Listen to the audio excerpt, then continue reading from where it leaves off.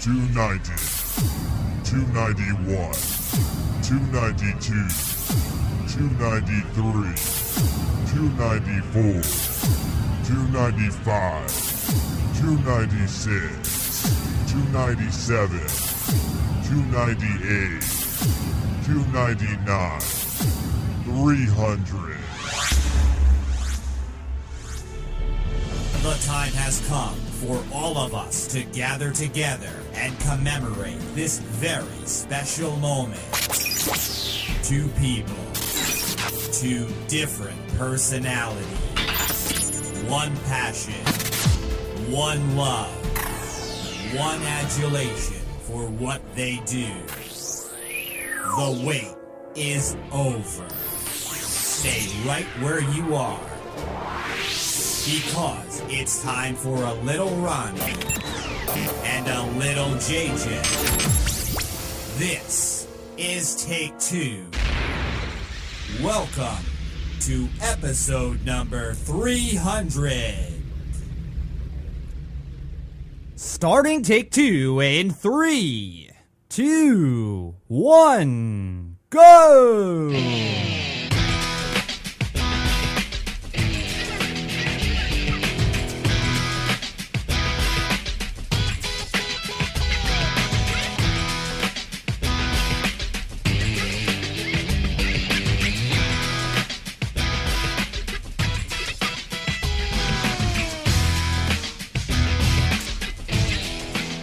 Yeah, the time's here, folks.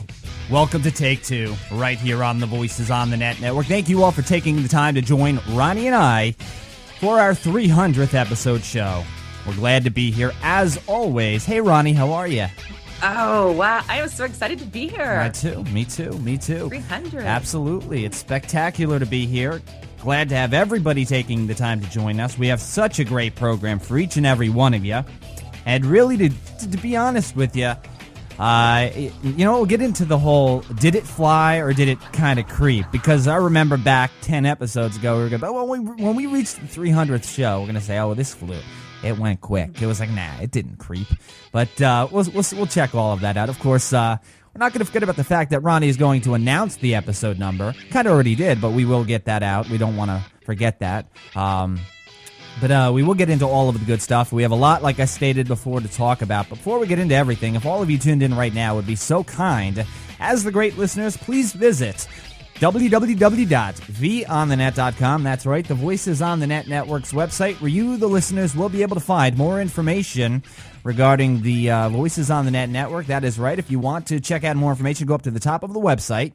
Yeah, you'll see an About link. You click it, and it will take you to a web page that will provide you everything you need to know about this network here. So if you're new to the network and you don't really know much about it, well, that page will act as your guide, allowing you to learn more about it. You could also check out podcasts, listen to any of the podcasts from any of the shows on the network, or any of the episodes from any of the shows on this network.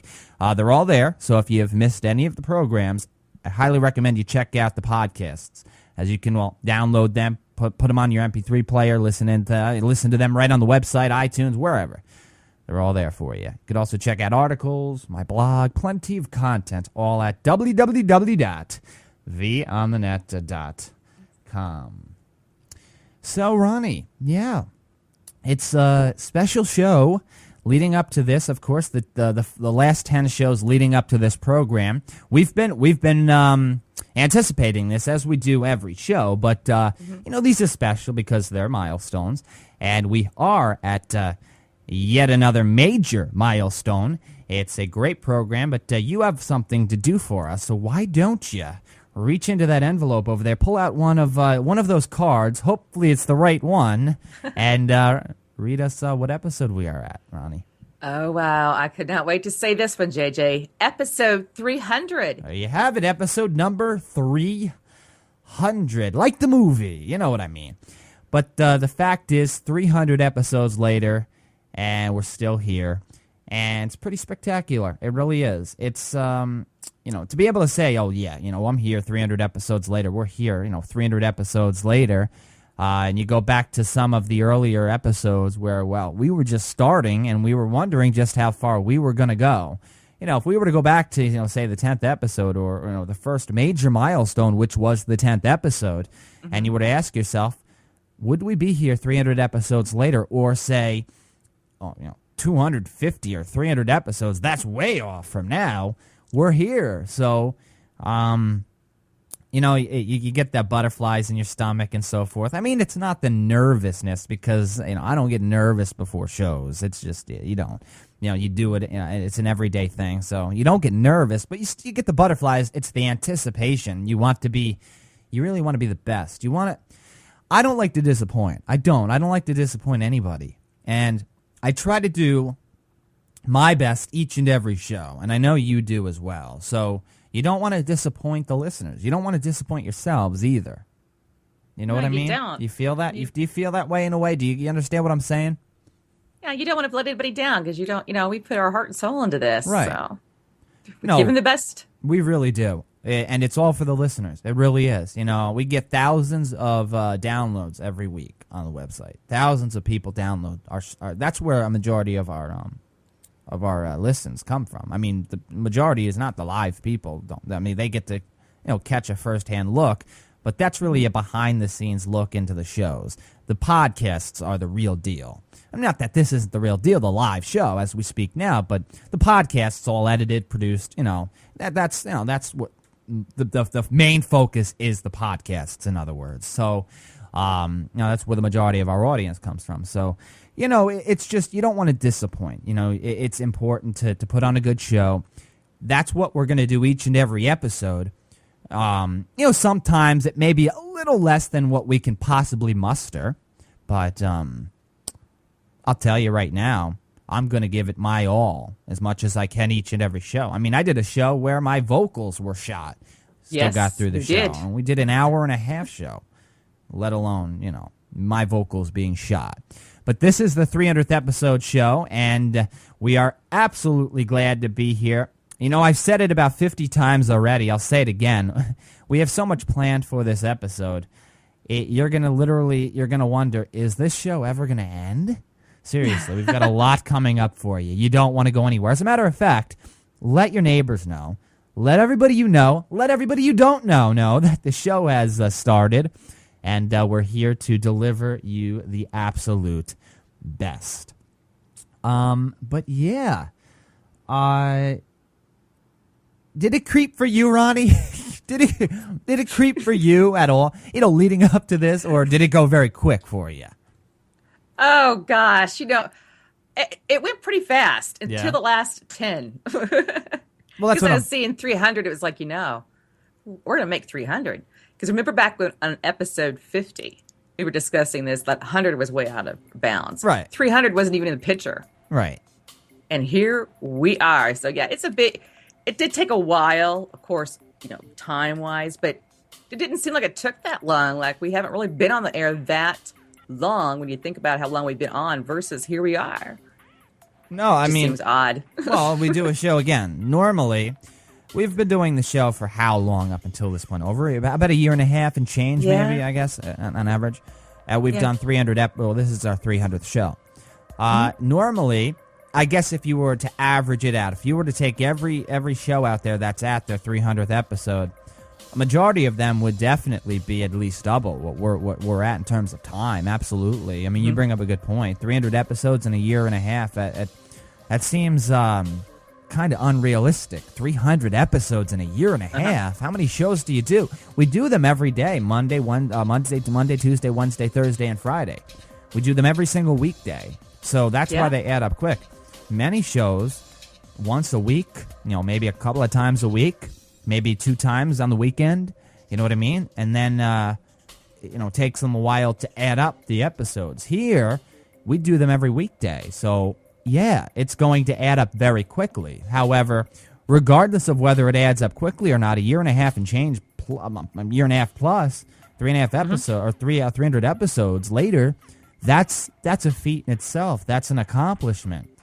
I mean, that's something that you're going to be putting on any resume, provided you're not in this, field years down the road. I mean, I see good things for you, Ronnie, absolutely in this field, and I hope you decide to pursue broadcasting years down the road. And hopefully you'll still be here on the show. But no, I don't tend to, be getting rid of you anytime soon. But the fact is, right? The fact is, though, that 300 episodes is a feat. It's an accomplishment. I know. It is. And when I first started out, you were nervous, scared to death. Right. And you did tell me. You said, Ronnie, listen, one of these days you're going to get right in front of that camera, in front of that mic, and you're not even going to realize it's there. It's not even. It's going to be the last thing on your mind. I know. And okay, for the 300th episode, I will now announce that JJ, was right. Then again, when aren't I right? I'm just kidding. I'm just kidding. I'm kidding.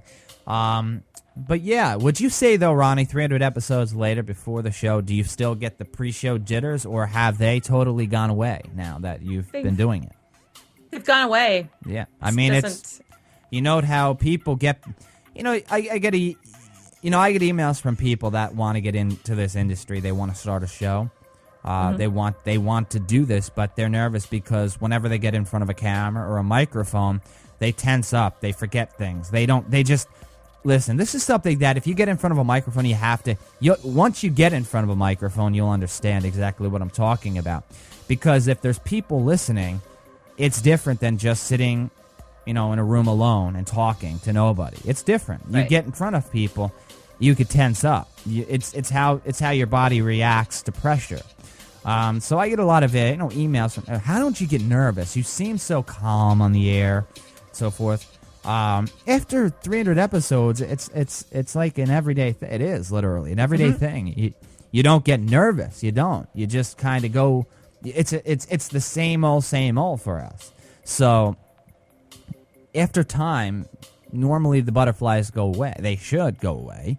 Some may take longer than others, but they should.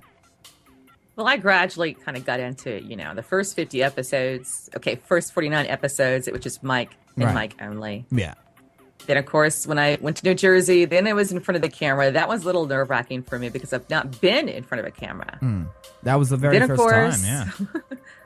Episode 100, here we are. So, wow. Episode 100, episode 100, that is right. That's when we started the whole, you joining the camera world, yeah. Yeah. Actually, against casting from your studio and broadcasting video from your studio. That's when it started. Yeah, because originally I used to live in a closet. And then you moved, to a bigger studio. You moved to a bigger room and where you could actually breathe. I don't know if it's actually cooler, though. Probably hotter than your closet, I would think. Well, that's interesting. Yeah, it's hotter than the closet. It is hotter than the closet. Wow, and that's surprising because usually a bigger room equals, more air circulation. So that's interesting. That is. I never thought of that. The closet was in the basement, so the basement's cool. Right. Well, even though a closet's a smaller area, you're gonna be packing in the computer and whatever. I don't know what you had in there to add to the heat. It's just interesting that a bigger room would be necessarily hotter than a small closet. Usually you go into a closet, regardless of where you're going, close the door. I don't know if there was a door. I'm assuming there was. It's going to get hot in there. So it's not out of the ordinary, though, for those of you that are new to the program. Ronnie sweating on the show. Literally dripping sweat off of her face because it's hot in her studio. It gets very hot. So... yeah, it does, because the sun hits it just right. But it's all for you. It's all for you great people out there. But yeah, Yeah. But 300th episode show, so why don't we start things off with the first item on the itinerary? Why not? Because, like I said, we have a lot to talk about. Ronnie, you go to a hotel, you're on vacation, you're with your family even, or you're with friends or whomever, you're alone. You buy, you purchase a night or a couple of nights at a hotel. You're spending $150, $200 a night on the hotel room. And all of these amenities are given to you. Soap, towels, everything, pillows, you name it. Yet, you're just about to check out, or right before you go down to check out, you notice there's a bar of soap that hasn't been used. You have a couple of extra towels. You have a pillow there that's really nice. This, that, and the other thing. Is it ethical is it ethical or is it unethical to take those items from your hotel room? After all, these are items you would assume you paid for because you paid for the room, and these come with the room. Or does these items belong to the hotel? Because I tell you, I've had this debate with friends. I really have. And they feel, you know what? I purchased this hotel room for the night. I spent $200. I could take whatever I want in here. Well, that may be stretching it quite a bit, but are there certain items, such as a bar of soap and maybe the towels, that you can take in a hotel room? And have you ever engaged in this type of behavior, Ronnie? Okay, I had taken soap, the shampoo, little samples of shampoo, things like that. But now, maybe 3 years ago, I stayed at a hotel with a friend of mine, and she hurried up and packed all the suitcases really fast. Right. And when I got home, I realized that she also put the hotel robe in my suitcase. So I ended up, because it was like weighing really, really heavy on me, I wrapped that thing up, put it back up there, and shipped it back to them. Of course, no return address, because I didn't want them to know that it was in my suitcase. But like your towels, your sheets, I mean, leave them there. They are basically, that's part of the room. But anything that's sample-wise, I mean, your bath beads, take that. You know, your even little coffee samples or whatever they give you, the tea samples and stuff. I take those. Because Right. I think that they're going to throw them away anyway, aren't they? For when they switch the room out with the maid, most of the time they do. So I'll take those, but nothing that's attached to the room am I going to take. I'm not going to take any towels because they wouldn't match mine anyway. Yeah, but anyway, the thing I is, don't take Ronnie, that. interesting that you bring that up because they'll bring you extra towels. They will. They will. Bring you extra towels to your room. So it's as they're literally telling you, we're giving you extra ones here. You're not going to use them clearly. You don't need them. It's only one person. You might as well take them home. Yeah, but don't they mark them when they bring them to your room? Mark what? On a sheet, on an inventory sheet. I have no idea. They might mark the bar of soap that they're going to be They will giving know me. They that might be I marking took this. it. They might be marking that. What the heck is the difference? They're giving me extra ones. They mark my name down on the paper when I sign up. When I purchase the room, they mark down how many people are going to be staying in the room. They mark everything down. They want a record of everything in that room and so forth. But is that going to stop people from taking the items from the room? No. No, absolutely not. So that's the debating question here. Is it going to stop people from taking it? So now they have to decide, well, are these items given to me? Are these items mine? I bought this as my hotel room for the night. I spent $200 on this place. I should be able to take this. I should be able to take that. But people look down upon that. A lot of people, let's say hotel owners, will say they hate going to a hotel room and finding out that this has been taken or that has been taken. Yet there's an extra bar of soap there that you're never going to touch. It's in the box. A complimentary coffee, as you brought up before. Don't see why not. You couldn't take those. What about a couple of glasses that you have in there, or pillows or towels for that matter? They're all there, so it's like I could technically pick these up and move them. I could technically bring them home, hide them in my bag or something, because they're small enough. I guess it's really a debate as to whether or not you can live with the fact that you've either technically stolen something. Or B, you feel, I'm not stealing. These were technically given to me. I bought them, so technically I should be able to take them. And see, my mom used to work at a hotel as the maid for a few. I mean, this is when I was little, and she would tell us that people would come in and take the sheets. Literally, who wants hotel sheets? Everybody else slept on them too, but they would take the sheets. They would take the comforters. They would take a phone. They would take the hair dryer, and one time they actually got away with taking a TV out of the room because they thought, big deal, it's theirs. They paid for it, now it's theirs. Right. Really, seriously, a TV that you're going to take? Where are you putting that, and how did nobody notice? See, that's going too far right there, if you're going to steal the TV. Now, that's where I stated earlier that there's the line between what is yours and what isn't yours in a hotel room. It's obviously, you're paying a couple of $100s to stay in a nice hotel room. Absolutely. I'm not debating that. Yeah, you are. So clearly, So clearly, yeah, you would, you would feel, all right, I get to buy, I buy this, I buy that, I buy this item, I buy that item. So obviously I should have access to, say, these goods if I purchase, them and so forth. You know what I mean? Yeah, but it would be the same thing. Let's say you're staying at a friend's house. Would you take anything from there or an inn because you're in the inn taking, I mean, you're staying there overnight, maybe 2 nights versus going to your friend's house. Are you still stealing at that point in time? I don't know. In a hotel room, I think that if it's the glasses, the other stuff, something like that, that is something that you can take because it's for that one individual because I think they do have a sheet. That's to me, that's like a gray card and scares me to death. I don't want to be continued and say that I stole something because my name's going to be on it. Yeah. Or, have the hotel police come around and cuff me, take me away. I don't want that. I want them to be I want to come back there with a clear conscience. Like when that rope ended up in my suitcase, I was scared to death. I just knew somebody was going to come and get me. Right. They were going to bill my card that I stole this ugly looking rope. Yeah. And so that prevented me to go back. But if you're still at an inn, it's the same thing, isn't it not? I mean, you're not taking away someone's TV or the flowers that they put in your room. Right. You leave them there. So it's the same thing. Yep. No, the thing is, and it's really that, like I stated, that fine line between what you can take and what you can't take. Because I've been, in a group, with friends and so forth, going to a hotel, and you spend an amount of money on certain, items or certain room, certain rooms are more expensive than others. You feel that you've technically spent money on these certain items that are in your room too.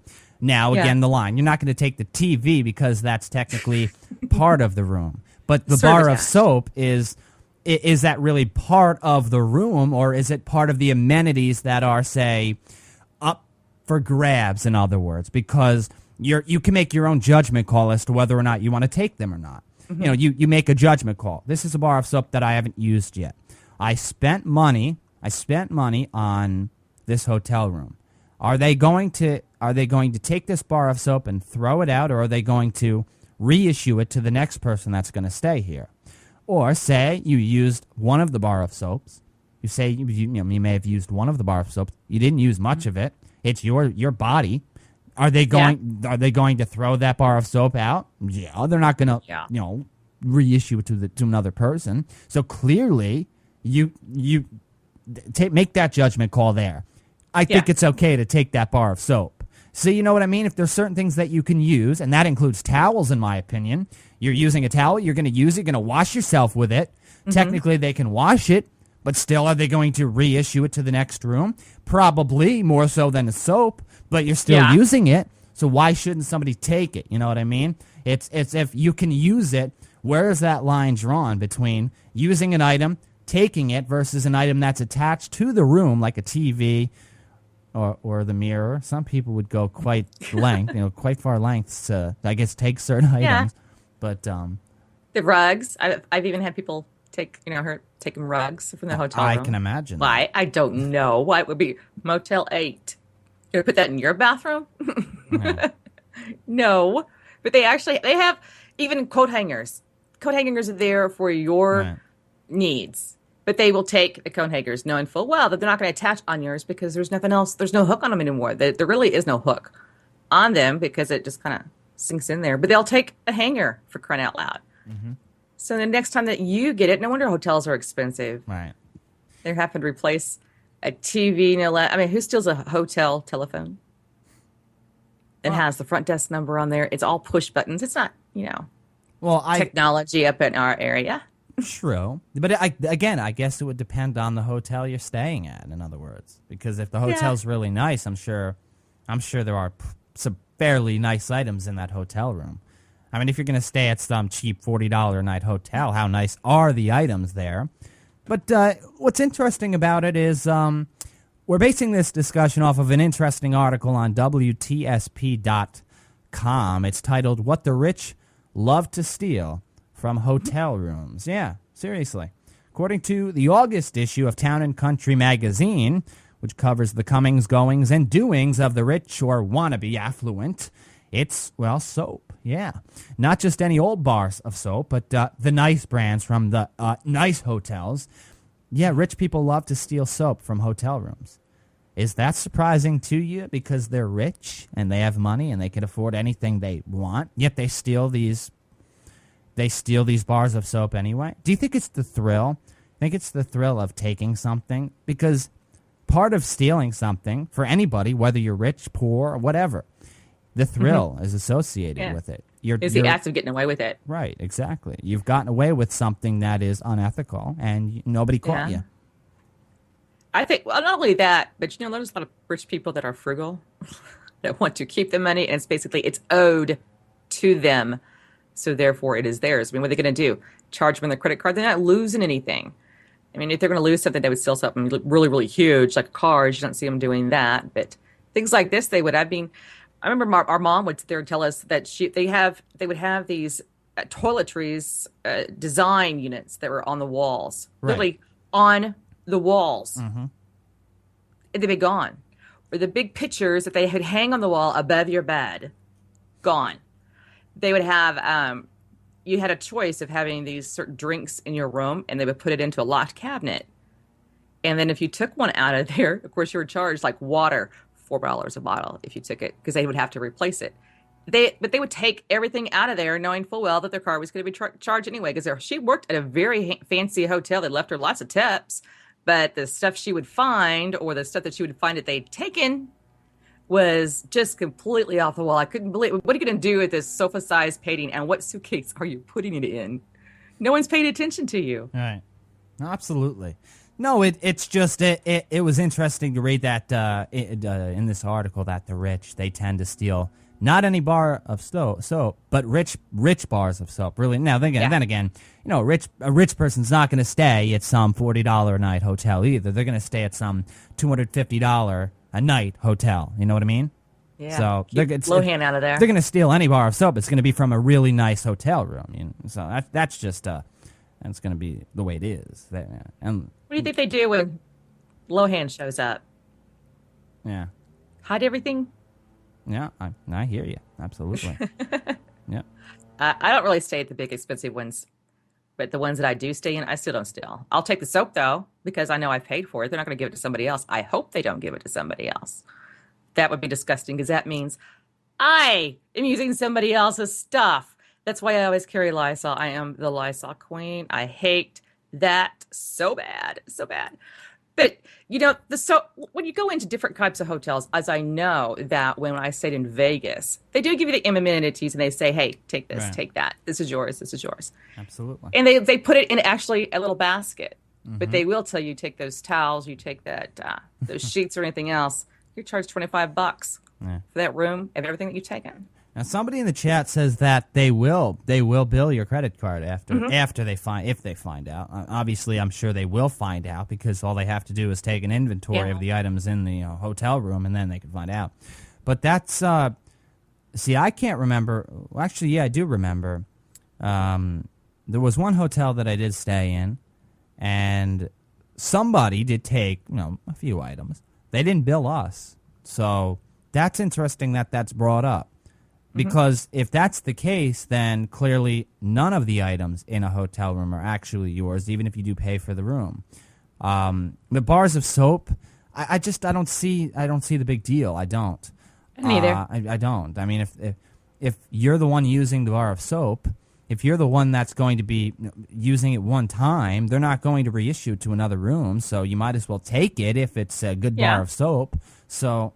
And toothpaste. You know what I mean? Toothpaste. They leave toothpaste there for you. There's a bunch of things they leave. There's a bunch of things they leave. So it's like, what can you take or what can't you take? That's the question. But it's what I found interesting was that the rich, they tend to, they love to steal soap, really nice brands of soap from their hotel rooms. It's that was I was interested in reading that, and definitely found it quite surprising, actually. Then again, I guess nothing should surprise me, I guess. All right. Well, no. I hear you. All right, we do have to move. I would hope that toilet paper guy doesn't go in there, though. There you go. Toilet paper. All right, we got to move into the associations part of the show. That is right. The 300th episode program, folks. Amazing. This is a major milestone. Glad to have each and every one of you tuned in. We have so much to go into. that I'm like trying to compile it all here. Have a great itinerary, so we will definitely get into everything that is on this itinerary. We've got quite a bit. But before we head into these associations here, this part of the show, a fun part of the show where Ronnie and I, we associate just random things with every episode number. If you're new to the program, stay tuned. I think you'll enjoy this part. It's fun. We have a good time during this part. But before we get into it, it is time to thank our sponsor. That is right. This portion of the 300th episode of Take Two is brought to you by Audible.com, and we definitely thank Audible for sponsoring this part of the show. We thank them for their support of the show, as well as the Voices on the Net network, with over 85,000 titles to choose from. That's over 85,000 audiobooks to choose from. Ronnie and I are going to offer you one free audiobook and a 14-day free trial to browse the selection of audiobooks offered at Audible. Really the premier service on the web. If you've never tried an audiobook out, well, this is your chance to do so here at Audible. To get your free audiobook and your 14-day free trial, no risk involved, you don't have to spend a single dime. You go to audibletrial.com/take2. That's right, audibletrial.com/take2 to take advantage of this offer. You want to. You'll be glad you did. As always, we thank Audible for their support of the Take Two show, as well as the Voices on the Net network. Thank you, Audible, for your support. All right, Ronnie, you want to start us off with an association over there? What do you got for us? How about the $300 house challenge? The company put out ideas for people to build a house that had to be less than $300 for a family of 4 to live in. Granted, this was not the United States, but 4 people could live in these homes. And the winner won, get this, $25,000, and the rooms and the house, the doors, the floors, all of that was actually made out of wattle bags. This is a $300 house contest. $300 house. This house, they had lots of people that actually joined in to do this, but this particular house, the one who was sent in by Tubular, actually used it through rubber bags, sawdust, and Infocil that actually was the floor filling into it. Mm-hmm. And you could eat outside, eat indoors. There was a bed, there was a sofa, you had a little bathroom. The water, you actually didn't have running water in there. It was actually done, outside via buckets, that sort of thing. But they actually made it into a $300 home. So if somebody gets flooded out, there you go. They hurry up and put them back up. It's very easy to build. And this type of house can be put together with other different forms of houses. So if you just started out with this and you wanted a second floor or an addition, it's able to do so. So another $300, $600, you'll have an extra addition on your house. This really does give new meaning to affordable housing. $300? I mean, $300. Affordable housing would be, I could see affordable housing being maybe $100,000 for a house. That's affordable housing when look at the price of other houses, $500,000, $600,000, $700,000, $1 million or more. $300 to design a house. I guess that would be a pretty good price. Then you wonder how much value you're getting behind a $300 house. Trying to flip that bad boy, spend $300 on the house, and then sell it for like 50 times that amount. Something like that, depending on the size. You know what I mean? But $300. They bought they bought his plans. They're now implementing it into the poor areas of the world. So It's called Ingersoll Brand. Rand is actually the ones that put on the contest. Yeah. And $25,000 for a $300 house challenge. Very cool. Thank you for that association, Ronnie. I've got one for you. And those of you that are bowlers out there clearly know all about this, if you are. I used to bowl a lot. I really did. I bowled so much I bowled so much that I hurt my wrist, and it still hurt. I bowled, a lot. I would bowl 10-plus games every night. It was crazy. I was bowling a lot. But I did bowl once, and I can't bowl anymore due to my foot condition, but it's still a great game. It's such a fun game. And those of you bowlers know that 12 strikes in a row in a single game equals what, Ronnie? 300. Perfect game. Yep, the 300 game. And I'd say if you could get a 300 game, you're doing something right. The thing is, there's quite a bit of luck, and I think a lot of people don't understand this in bowling, that, people rank the amount of, the players out there by the amount of 300 games they may have. There's a lot of luck that has to be involved to get that 300 game.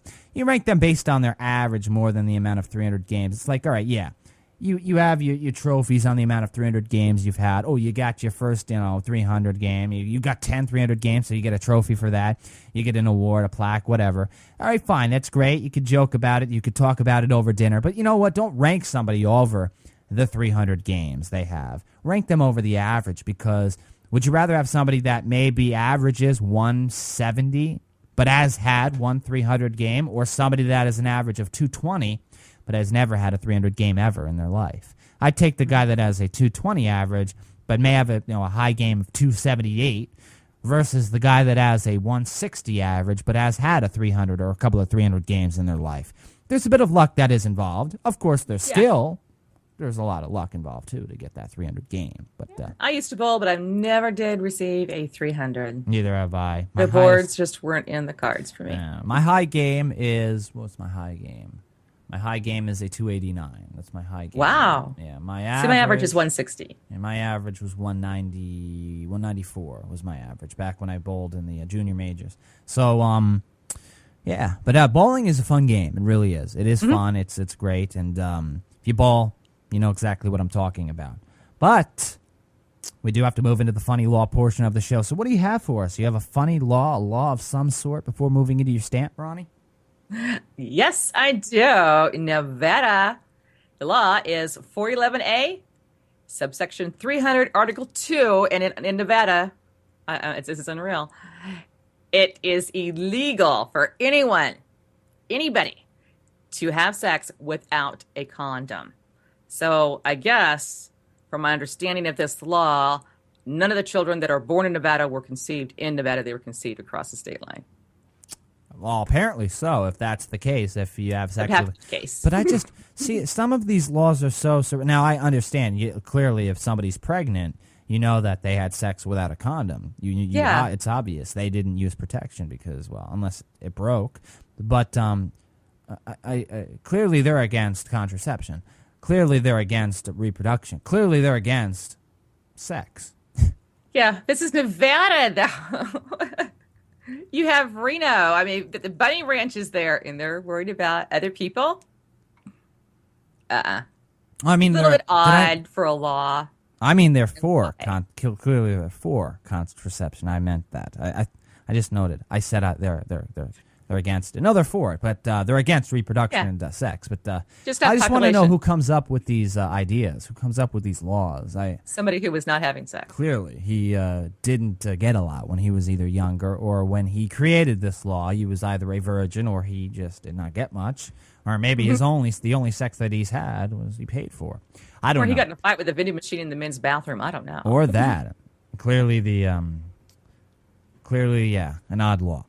I guess one size did not fit all for him. Supposedly, yeah.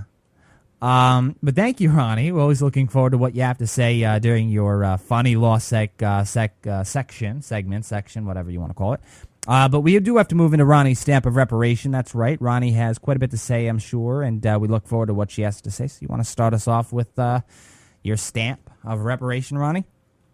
I sure do. And this actually comes from my home area here in Omaha. That this girl, and I have only met her one time from a distance, that she was actually out in a band performing on the football team. And get this, it's a marching band, and I'll tell you why that is so impressive. Julie Sullivan, basically she was called Jules, so that's what I'm going to refer to her in here. Jules was born with no legs and no forearms. She was able to do marching band from her wheelchair. She plays the drums from her wheelchair and no forearms. Everything is taped to it. She's adapted. I mean, she doesn't know what it's like to have the extremities and stuff like that. So for her, everything is normal. To everybody else, they seem to think that she is disabled. Well, she's not disabled. She has wanted to be so much. She took dancing lessons for 10 years. She also did aerobics 10 years from this wheelchair. Right. She's also friends with the girls on the cheerleading squad. If she wanted to be a cheerleader, she was friends with them. She could go out there. I mean, she's part of the pep squad. She's able to go out there, cheer around just like everybody else, except I guess when it comes time to try out for the cheerleader league. Right. Because in cheerleading, jumping is pretty much a part of it. Doing your leg routines is a part of it, granted. But I think the biggest part of being a cheerleader is that you're cheering on your school. You represent your school and you represent the team. It's a team spirit. That's why it's called Pep Club. That's why you are a cheerleader. This is high school. She tried out for 2 years and both times did not make it. Her parents finally asked as to why their daughter did not make the cheerleading squad. She scored, oh, guess what? 0 in the jumping category. Well, how is she supposed to do that? Because according to the Disabilities Act, you are supposed to make some kind of a extraordinary different types of situations, such as this one, to make appropriations to where she would be able to be part of the team. No problem. There should not be a problem. Apparently it is for School of Aurora, also for the principal and the superintendent, that they are not going to allow her, nor are they going to change the rules of being a cheerleader when basically this is high school. This is not a profession. So for those that are saying that the Disabilities Act applies to professions, they do not. It also applies to your school. It applies to your daycare. It just applies to a store. All of that. Nothing should be in her way of not being able to do this. If she's in marching band, which require what? Legs to march, then she should be able to be a cheerleader that she could cheer from her chair. Nothing wrong and nothing different with that. But they are preventing her from doing this. That is so sad. Oh, if you watch this girl in band, you are amazed of how she is able to coordinate herself on the field, going on that football field, playing the drums, keeping up with the school. Everybody that's there, she's friends with everybody. Everybody knows her. And for this to happen when the school actually goes against you because you have no legs. You know, it's great that she has the passion, you know, that she's not letting her disability hold her back, in other words. Yeah. You know, restrict her from doing things that she'd like to do. So unfortunate that people that do have disabilities are looked at a different way because of how they look, or because they don't have the same extremities as somebody that doesn't have a disability or any disabilities whatsoever. So they're looked down upon. They don't have the same. In other words, it's comparable to not say having the same rights as everybody else. In other words, you feel that you're left out. So you're singled out. You're trying to make do with what you have. The best way you can. Students don't have a problem with her. Right. None at all. Oh, no, absolutely. No, I'm with you here. I feel that she wants to do this. If she can do it, you know, if it's feasible. I don't want her getting hurt. Now, unfortunately, you're going to look at her a bit different because of her disability. But if she can do it, if it is feasible, if there's a way to accommodate her, which there's always a way to do something. Always. Then I don't see why not. If it makes her feel better, if it increases her self-esteem, which it will, you can make do with it. You can make do with what she is able to do. And clearly, it's a form of discrimination. It is. Because she has shown dedication. She has shown interest in wanting to do it. She feels she can. Clearly, she can to a point. She has a mouth. She can scream, and cheerleading does constitute the fact that you do scream, right? Yeah. So I don't see why she can't sit there in her wheelchair and scream on the sidelines. There shouldn't be a reason. What they're teaching these kids, that people that someone has a disability, that they're going to be held back. They're going to be looked upon differently. That's all. The school appears to be, honing in on that with the students, and that's wrong. I don't care what's wrong with what you think is wrong with somebody else, because they're the ones dealing with it. Right. It's not something that you should hold against them. For one, they can't help it. Yeah. Number two, they're adapting. And number three, she does not know what it's like to have legs or arms. So for her, she's not disabled. And she's proven that by doing dance lessons from her wheelchair. She's proven that by being in a marching band. The school didn't seem to have a problem with the fact that she is in a marching band where it required you to march, and she was in a wheelchair. Yep. They didn't have a problem with that. It's only with the cheerleading. They're trying to equate that, well, if you're a football player, you need to have legs to do the thing. Well, you know what? There's been several stories that we've done that had people that have had no legs and played football. No, I hear you there. And going against this. This is wrong. I mean, if she had cancer, they're going to think of her, well, you can't do that because you I have this. When she is trying to do what she wants to do, there's no reason. They're no any different. People are not, just because you have some kind of something wrong with you on the inside, there's nothing wrong with you on the outside, and it's not something they should hold against you ever. Absolutely. All right, we do have to move to the break. Have to head to the break. Thank you, Ronnie, for your stamp of reparation. A great one as always. But we do have to head to the break. What are we going to be talking about during the next segment, though? The second segment. We've got so much coming up. But let me give you a bit of a tease here. 6 signs she's just not into you, guys. What do we look for? All right, I'm a guy here. What do we look for here? Guys may perceive her as quote-unquote playing hard to get. You know what I mean, playing hard to get, quote-unquote. But she, well, really deep down inside, she's just not into you. She's just not into you. What do we look for, in other words? When do we know we're going, how do we know if we're going too far? Trying to get her to say, something positive or try to make the situation less awkward. Clearly she ain't into you, though. So we're going to talk about this. There's an interesting list here. 6 signs she's just not into you.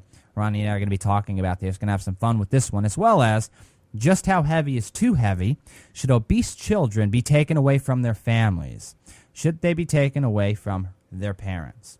You see somebody, you may live next door to a family, and the kid that's 10, 11 years old is 300 pounds. Do you look at that as abuse? Is that child abuse? Should the government take the kid away from their parents?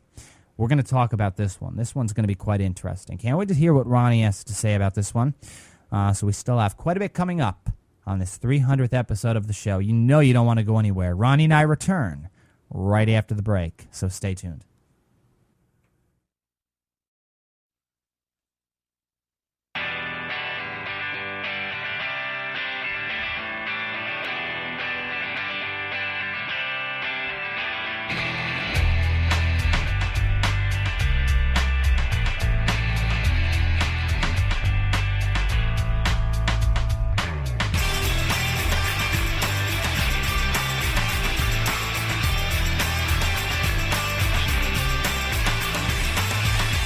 Hey guys and gals, that's right. Welcome back.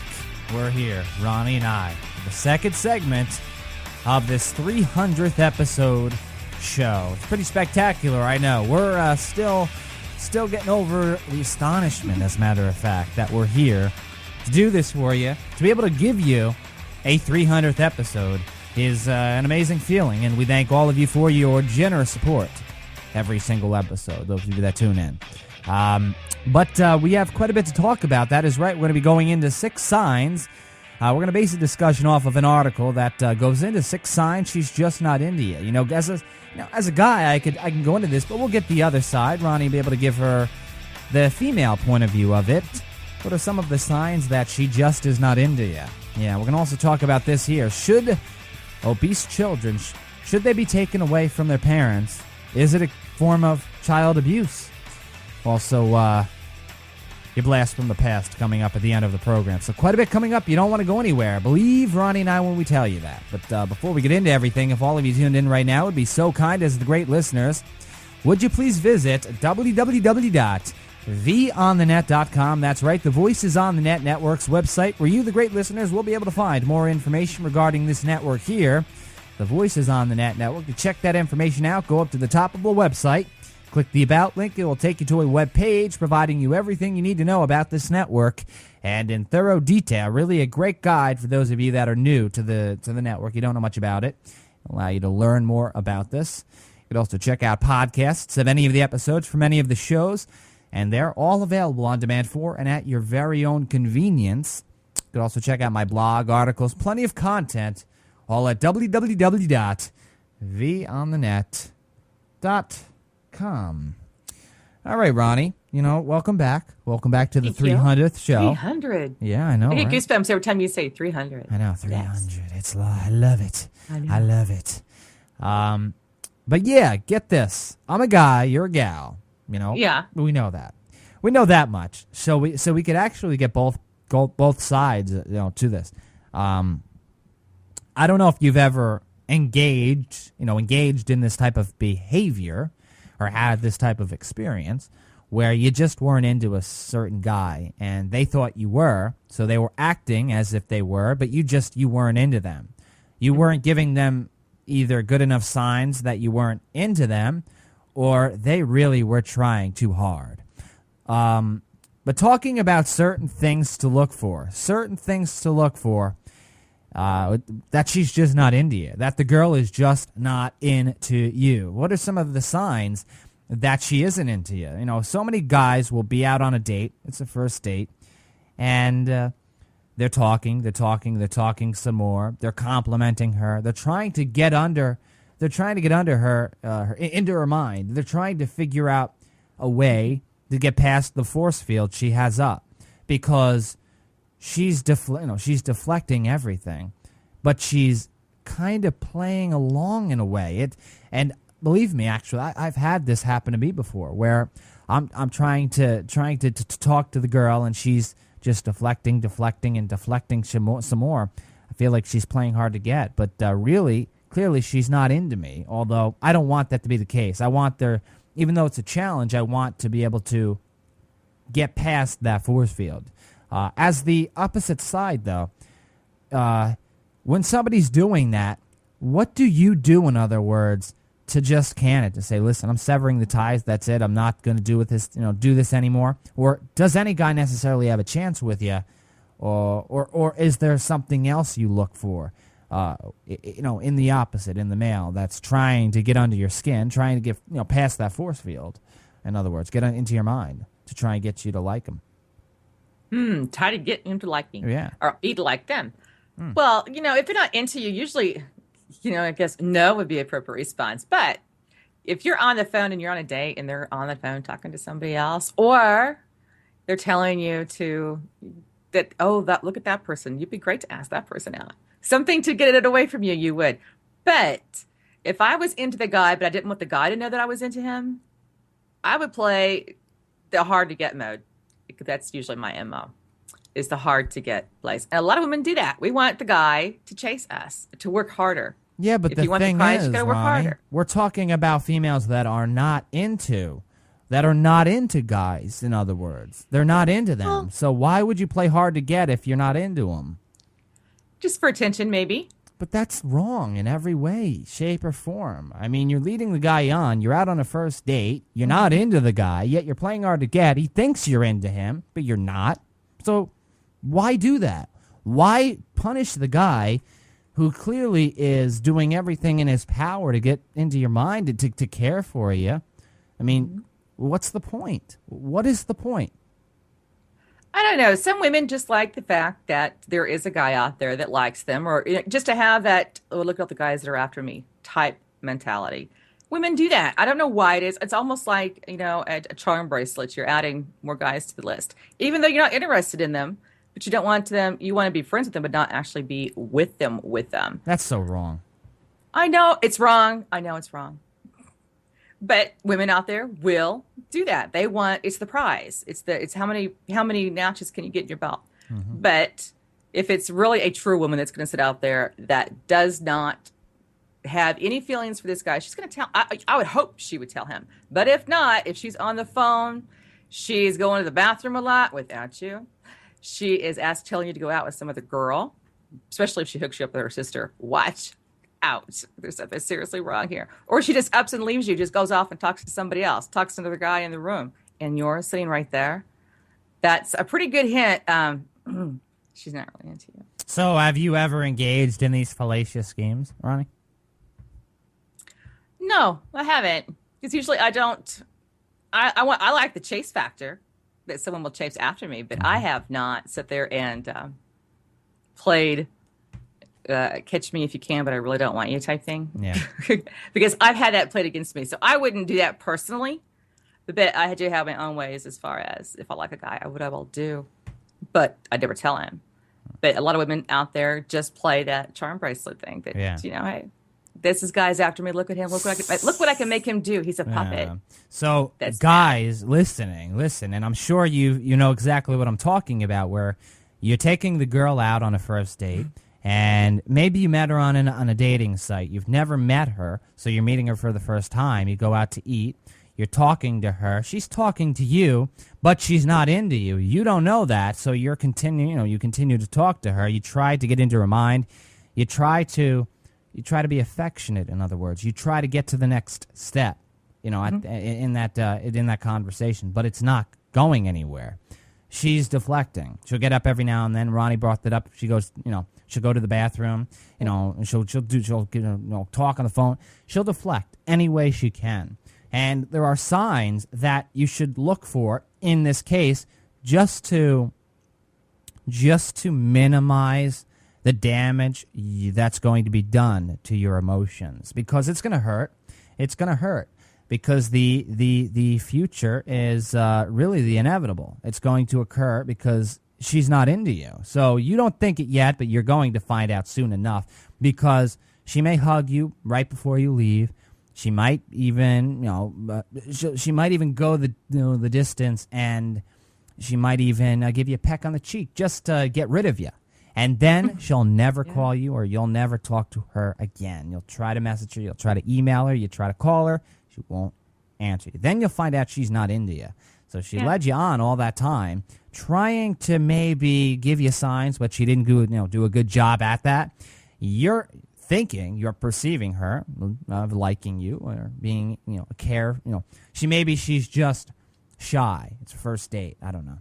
And you don't know. And but really, she doesn't care. She doesn't like you. But what are some of the signs we look for? Like I said, we're basing this discussion off of an article right here on menslifetoday.com, a great article here, talking about how the awkward situations, the awkward scenarios that occur when you're with somebody. We're talking mainly about guys going out with females here, although Ronnie says that it has happened to her, whereas guys would do what I'm talking about here in terms of gals, but we're talking about this here. But what are some of the signs here? Let's look at this article, and we'll base the discussion off of some of these factors here. Number one, you have a better relationship with her ringtone than with her. We talked about it before, and how you may focus on maybe calling her. You haven't met her yet. You may have met her online. You've talked to her every now and then. You only talk to her either on the phone or online. You've never met her. You've never went that extra distance, where you only have a relationship with her phone or her email account. Clearly, there's a reason why she doesn't want to meet you. Then she finally does, because you've bugged her. You've gotten into her mind enough. You're like, listen, I really want to meet you. And she's like, all right, I can't deal with this anymore. Fine. Yet you still think maybe she's into you. You're talking to her. You're trying to get her to maybe take down that force field, but really she doesn't care about you. These are some signs here. You know what I mean, Ronnie? The whole she'll only talk to you on the phone or via email. Clearly there's a reason she doesn't want to go out with you. You know what I mean? Really good reason, especially if the phone that she's giving you really isn't hers. Right. I heard of that occurring too, giving you somebody else's phone number to kind of get you off the hook type thing. But also when you're calling and talking on the answer machine and she isn't answering you repeatedly, there's a reason why. She doesn't want to talk to you. Right. She doesn't want to be a part of you. It's also, it's just kind of it's an easy way to, okay, I can just let it ring and not answer the phone. Right. It's also after you go out on that first date, I stated, you'll leave and you'll still think that she's into you, and she won't call you back. She just won't. Right. Because she's not into you. You could try to call her, but she won't call you back. You'll leave a message. You'll send an email to her. She won't message you back. Yet you've thought all of the time she liked you. Mm-hmm. It's one of the telltale signs. It's sad. It's unfortunate. It's going to hurt a bit, but you'll get over it. Number two, she cut you down with a crappy cliche. Oh, boy, Ronnie. Oh, boy. You're the gal here, so you definitely, even though you've never done it before, I'm sure you know exactly what I'm talking about and what this is going into here. There are plenty of cliches that gals will use, that females will use out on a date. There are plenty. Yeah, that's what I have done. Oh, so you have, so you know about this. This then. one. Mm-hmm. Basically, it's just that I just don't have. I'm not going to talk with I'm going to bring up an example. if a guy tells you that he likes you and stuff, and you're like, you're not really into him that much. You're like, I'd rather you're like my brother. Let's leave it at that. You're you're a That friend of mine, hurts. but where I'm not into you like that. Oh my gosh, that hurts so much. Oh my gosh. I want you just as a friend. Oh gosh. That is something you just don't want to hear. You don't want I to know. hear the word. You don't want to hear the word brother in a sentence that has you in it too. You don't. I know. It's just that's these are signs that she's just not into you, and that's the worst. That's the worst. I mean, she's basically saying right then and there, I want to be friends with you. That's it. I don't want anything more. I don't have feelings for you, buddy. Sorry. And she'll call you buddy because she looks at you as more of a brother, not a Yeah. You know what I mean? Oh, that's so But sad. guys do that to girls. You're just like my little sister. Yeah, And you're like, to a point. okay, fine. To a point. To a point. Number 3, you can't find your way onto her calendar. She just doesn't make time for you. She clearly has. Nobody's that busy. I don't care who you are. But if she can't find time on her calendar for you, she doesn't give it to you know what's about you. She doesn't. Right, because if she has to pencil in that she's having her hair done that day, that's the day I'm going to dye my hair. Day I'm going to wash my car, pull weeds. Okay, it's a pretty good sign. No, she's not into You know what's really rough, Ronnie, is when, she tells you the first time she's got to wash your car, and then you call her a day later, and she has to wash your car again. Still washing it? That's when you know she doesn't like you, for sure. That's when you know that there's definitely a problem. It's like, didn't you just wash your car yesterday? What's the deal here? I got it. Number 4, she talks dirty, but not about you. Oh, boy. Guys like that. Guys like that. They really do. Guys like when gals talk dirty. They really do. I mean, you would think that it's all about, being polite and following the rules. But believe it or not, we like when girls use certain dirty terms. We do. Really? I do. I think it's I find it to be a turn on. Now, I'm not saying go all out and be some impolite, don't use it too much at the dinner table, in other words. But if you're hanging out and a girl utters something dirty, yeah, that's a turn on. I think that's a turn on. And I think you guys, some of you guys, or many of you guys listening know exactly what I'm talking about. When they utter certain dirty things to you, it's kind of attractive in a way. I know it sounds so weird, so crooked that I'm saying that, but it's true. Well, see, that we should have some communication going on between the males and the females, because females like that too, like the dirty talk that's going on, because it is a turn on. But if she's not dirty talking about you, then I guess it's not for you. You would think that if it ever gets to that point, why would she even be bringing up anything dirty in front of somebody she's quote unquote dating for the first time? So she's talking about dirty things that she's had, maybe experiences with past people, past boyfriends, past guys. Mm-hmm. So clearly that's, if she goes that far on the first date, she's definitely not into you. You know for sure. Number 5, the next time she laughs at one of your jokes will be the first time. Clearly there's a problem when you've said the 10th joke and she's laughing for the first time. Clearly she doesn't find you funny or attractive in that way either, Well, yeah, but there are some guys out there who have really dark humor. Yeah. And you're just to be nice, you're trying to laugh, but your cheeks hurt from laughing. But if the gal only knew that if it were the 10th time that the guy has told the joke and she laughs the 10th time, she just might as well not laugh at all, because that will hurt more if she actually does open her mouth. Because that just means she didn't listen to the 900 times. Clearly. Number 6, red flag number 6 here. She keeps telling you that you are so perfect for her sister. The whole sister, I'll hook my sister up with you. Yeah, that, I guess, would be the closing factor. The door closes when she utters those words. Yeah. Especially if it's the older sister. Yeah. Clearly she wants to dump you off on her sister because she just doesn't like you.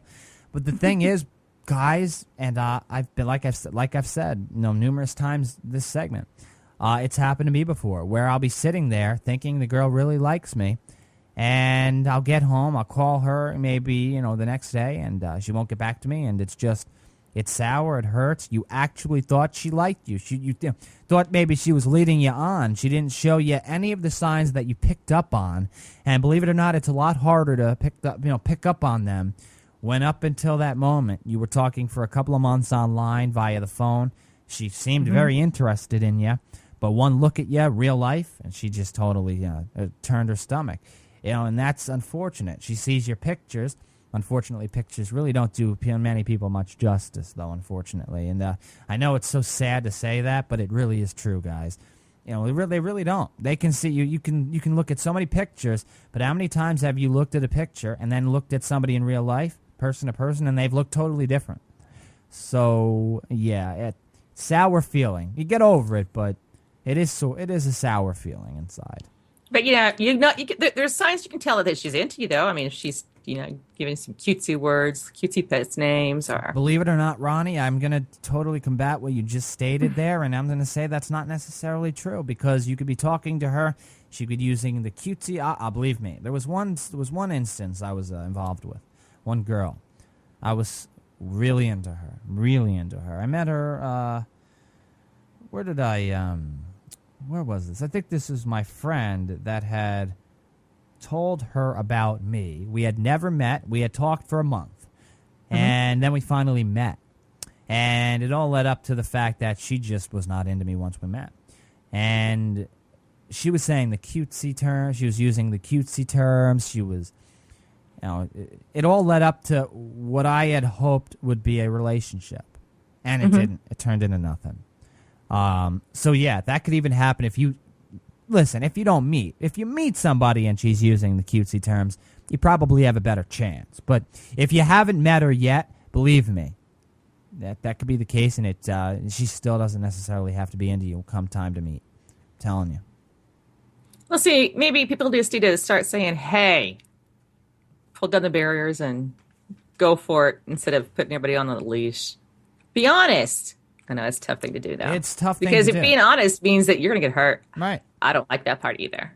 It's just so unfortunate that this happens to, people because it hurts. I've been in it. Like I said, you get over it, but it hurts. I did want to go into this, though. I did with you, Ronnie, because some of these signs are just more obvious than others. But believe it or not, if you're in that scenario, in that situation, it could be harder to really pick up whether she's into you or not. And many of you guys listening, you know exactly what I'm saying. All right, we've got to move into the next item on the itinerary on this 300th episode show. That is right. If you're just tuning in, this is episode number 300 of Take Two. Wow. We're going to be talking about whether or not obese children, that is right, overweight children, should be taken away from their parents or not. Is that a form of child abuse? Looking forward to what Ronnie has to say about this one. But before we get into it, it is time to thank our sponsor. That's right, this portion of the 300th episode of Take Two is brought to you by Audible.com, and we thank Audible for their generous support of the Take Two show, as well as the Voices on the Net Network. Now listen up, ladies and gentlemen, because Ronnie and I have an excellent offer for each and every one of you, and you don't have to spend a single dime, not a single cent. We're going to give you one free audiobook and a 14-day, a 2-week free trial to browse over 85,000 audiobooks and counting. There are always being added new audiobooks to this service, really the premier one on the web, the best. Nobody's even come close to challenging what Audible has to offer. Well, you'll get that free audiobook and that free trial if you go to audibletrial.com/take2. That is right. audibletrial.com/take2 to take advantage of this offer. You know you want to try it out at least. If you haven't tried out an audiobook, you might as well take the chance now and do so. No risk involved. It's a great offer. As always, we thank Audible for their generous support of the Take Two show, as well as the Voices on the Net network. That is audibletrial.com/take2. Thank you, Audible. We appreciate it. All right. Now, just how heavy is too heavy here? And I've been looking forward to getting into this with you because I'm sure you've went around. Maybe you've driven around in your car. You live next to somebody, a family that has a kid that's really overweight, and you feel you can't help but feel sorry for that kid because more than likely, if they're in school, they get bullied because of their weight. A lot of self-esteem issues. But you also think, what are these people doing to this kid? Seriously. Or perhaps maybe you don't jump to conclusions and state that. Maybe you feel they may have some sort of condition that puts the weight on, or perhaps, I mean, just how heavy is too heavy, though, to get you to think that, listen, this is child abuse. You've got to put a stop to this. So I want to hear what you have to say about this. Should obese children, should there maybe be a limit? Should there be a plateau to look for? But should obese children be taken away from their parents? What do you have to say about this, Ronnie? I think it's the opposite end of the spectrum. When you talk about, if you see a child that you can see their bones and they're very, very thin and very malnourished, at what point do you pick up the phone and call somebody for help? Would it not be any different that if you saw somebody that was, we're talking, maybe 6 years old and they're way over the 100-pound limit already? Right. At what point is that a stopping point? But you also have to consider, what are the conditions that the person is living in? Are their parents overweight? Is there a genetic predisposition to being overweight? Right. Is there diabetes? Because diabetes, even if it's not detected, it can cause kids to be overweight. Thyroid conditions. There's all sorts of things. But what concerns me is what the state is going to consider overweight. Because if you consider my height and my weight right now, they considered me overweight. And I was absolutely not. It was just done by a chart that they go through. They don't check your the index, nothing like that. They just look at you and assume on these conditions, this is what you're supposed to be. Children are no different. They have a scale that they're going to be on. Right. And if they go beyond, the 90 percentile, or they go below the 10 percentile, all of a sudden there's something wrong. The parents are just doing something wrong. And most of the time, there is nothing. It is actually genetics, and the kids can grow out of it. I don't think it's right that the state can take a child away from their parents, because this issue, if the child is overweight, is an issue for the entire family, whether it be maybe the parents are disabled, maybe the parents don't know how to control a child from eating, maybe it's comfort food that's going on. There's always an underlying condition for this. So what are they going to use? Is it going to be a kind of a study that, hey, your neighbor calls up because you've done something wrong to them to tear your life up? Hey, their child is really, really overweight. And the next thing you know, you get the state involved and they're just going to take your children. I think that is way out of line for the government to do. It should be treated together as a family unit, not take the child away, because you don't know what the causes are. Right. You think that taking the child away from their family is going to help the family unit and the child themselves? Or are you creating a bigger problem? Right. About obesity? I think Right. they're teaching so far. If you look back past 3 years, obesity seems to be the number one ticket the government wants to attack, but they don't consider all of the considerations of people being overweight and what is considered overweight. Right. Well, you know what? You bring up some really great points, Ronnie, and you talk about how there's anorexia, there's bulimia, there are other forms of, there are other cases, in other words, that would constitute to maybe a comparable definition of child abuse.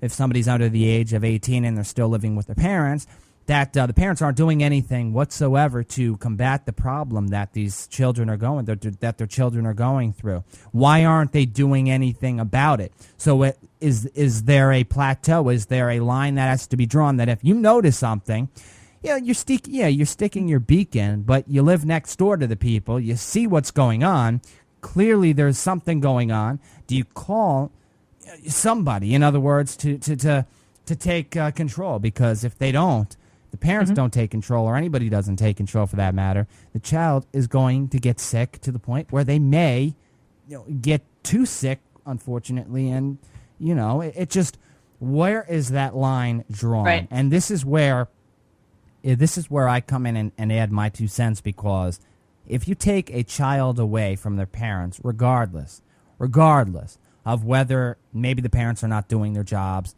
the way they're supposed to be, then again, telling to people that are parents how to do their job isn't a form of disrespect. They don't want to hear it. But clearly, if you notice they're doing something wrong, in other words, is there a right or a wrong way to parent? Everybody has their own style of parenting. Right. But there is, in other words, there is a form of bad parenting if you aren't doing the basics, all right? Surely you can have your own style of parenting. But there is bad parenting. There is bad parenting that by the rule book that you should be obeying, but you should be focusing on when you're taking care of your kids, because if you're not, that could be a cause of concern for your kid and your child. While obviously they're an individual, they're going to learn from who they're looking up to, and they're looking up to their parents. Children look up to their parents, and that's really where the line is drawn, is whether or not the government comes in, takes the kid away from their family, their parents, and takes control before the kid gets too sick.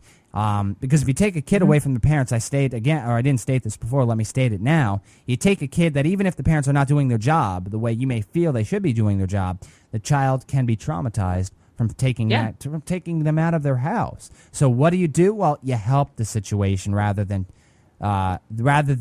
take the child away. You feel they're helping this. You feel that you're helping the situation by taking the child away. But deep down inside, would it be better to perhaps get the whole family counseling? In other words, how can you better take care of your child? Do you know how to take care of a child?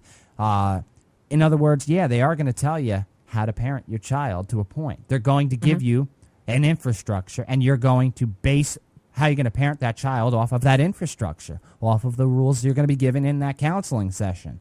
Because clearly something's wrong. And you know what? Anybody that is calling whomever, the state, calling whomever, they're concerned. They are concerned, as should you. You really should be. Mm-hmm. But I think the number one person that anybody should be contacting, children are always seeing their doctor, whether it's to get a certificate to be able to go to school, a physical, or even play sports for that matter. Where's the doctor in this? I'm pretty sure the doctor, their physician, their pediatrician knows the family history, as maybe possibly discuss the issues of being overweight and so forth. Where is the doctor in this? I think that there should be a build up of support systems out there before you go to the final step and take a child away from their family, because we already know in America the foster parent system is grossly bad, to say the least. That these children need to be, the best place for a child to be is with their parents. That is home. And if it means to alter the parents' behavior, alter the child's behavior, then it should be a group effort and not go right for the gut and say, okay, we think, whoever we is, who's going to be on the panel to determine who we is, that your child is overweight. That there is not a reason. Let's just say that there is a reason that your child is overweight. Basically, a thyroid condition causes a lot of obesity in kids that are undetected and don't know it.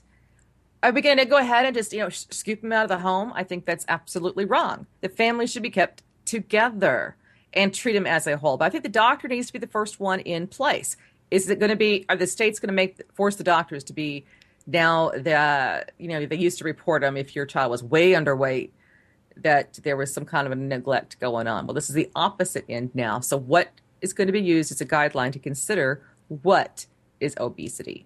Because I know the charts they showed me online, I'm not obese in no way, shape, or form. Size 2, how can you be? Right, but there comes a time, Ronnie. There comes a time that the definition of obese, fat, heavy, whatever, the fact is that if you see a 12-year-old that is clearly round, clearly there's a problem there. Clearly there's something, whether it is a form of child abuse, whether it is a thyroid condition, whether it is something that has to do with their body.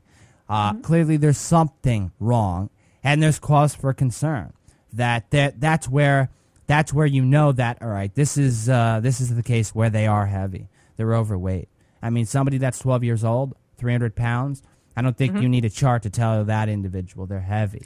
Right. You know what I mean? They're not making up any kind of a slide to go through. What is going to be considered this obesity? What happens if it's just genetic? You have big parents, your kids are big. Right. They don't make up that distinction. That distinction. There's no guidelines just to state, obesity. Therefore, we're going to take your children away. That's a threat. Are you going to take you're not looking at the entire system. Again, the child care system that we have in America, how it started out was to be there for the child. They put the child first.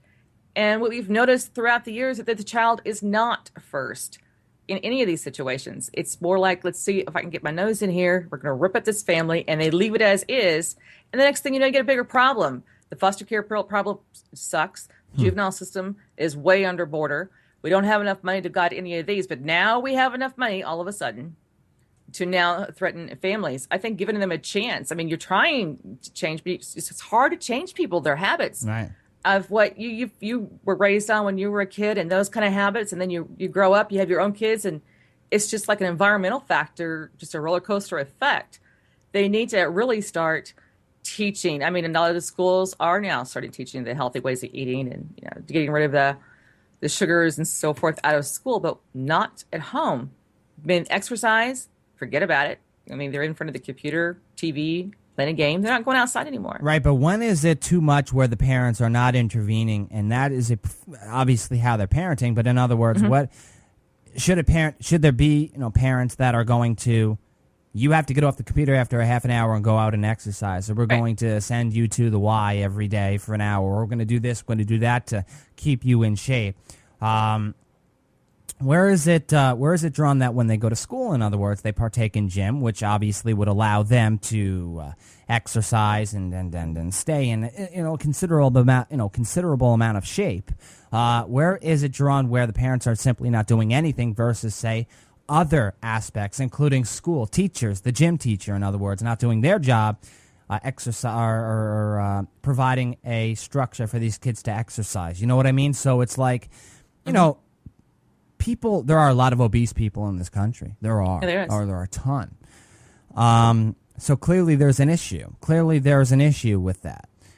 It's just, do you really want to traumatize a kid by taking them out of their household because of that problem? Right. Or do you want to help the situation out by maybe helping everybody? Clearly everybody needs help. The child needs help. The child needs to lose weight. But the parents need some help too, because clearly they're not doing anything to deal with the situation. And you could pull in the doctor, you could do this, you could do that. It's just, do you want the state involved? Do you want the state involved with it? Do you want the state collecting personal information? Do you want the state doing this? Do you want the state doing that?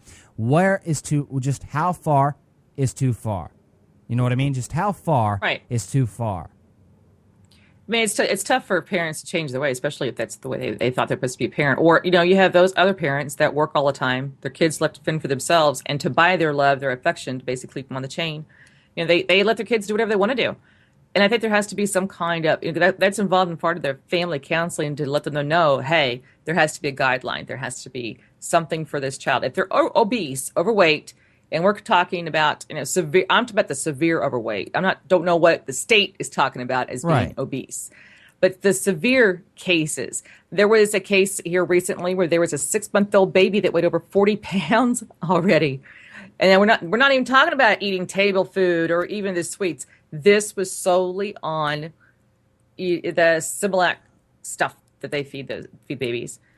That was the cause, and found out that there was some kind of a reaction within the child's body with the soy that was in these types of infant meal sort of things that caused the obesity. But they took the child away. Mm-hmm. They thought that the parents, mainly the mother and the grandmother at this point in time, because the father was underground, was feeding this child. They said that that 6 months they shouldn't be eating table food. They thought they were feeding them table food and the whole 9 yards, and it wasn't the case.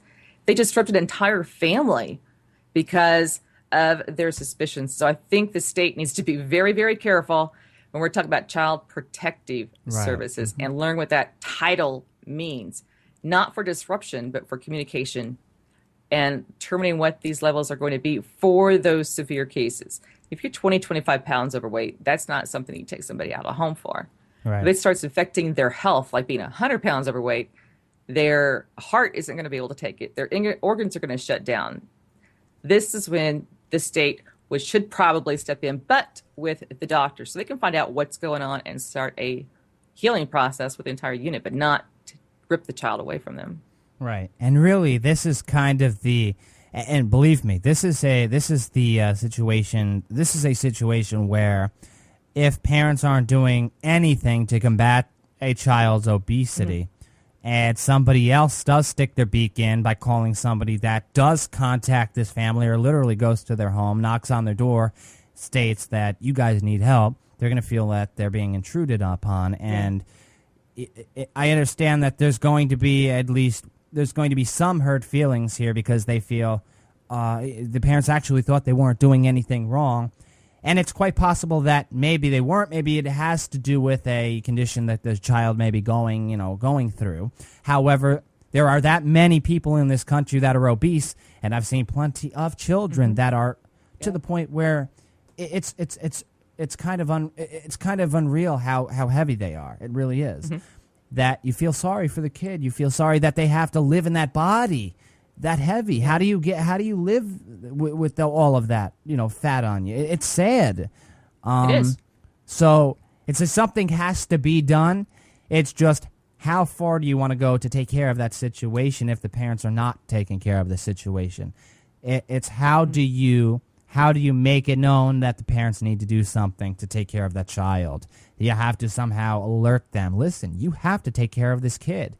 Now, clearly, there are so many different factors here where you have those they may live in low-income areas. They don't have the money to take care of their kid the way that those that are richer, that have more money, would be able to take care of their kids. Clearly, that plays a role, a major factor. Whereas, people that do not have the money to take them to doctors and this, that, and the other thing just have to combat the situation as best they can.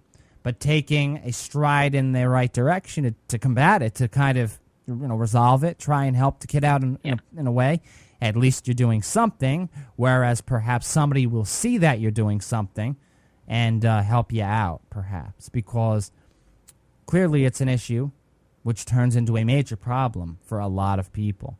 And let's not forget about the fact that obesity at such a young age can lead to plenty of conditions down the road. Plenty.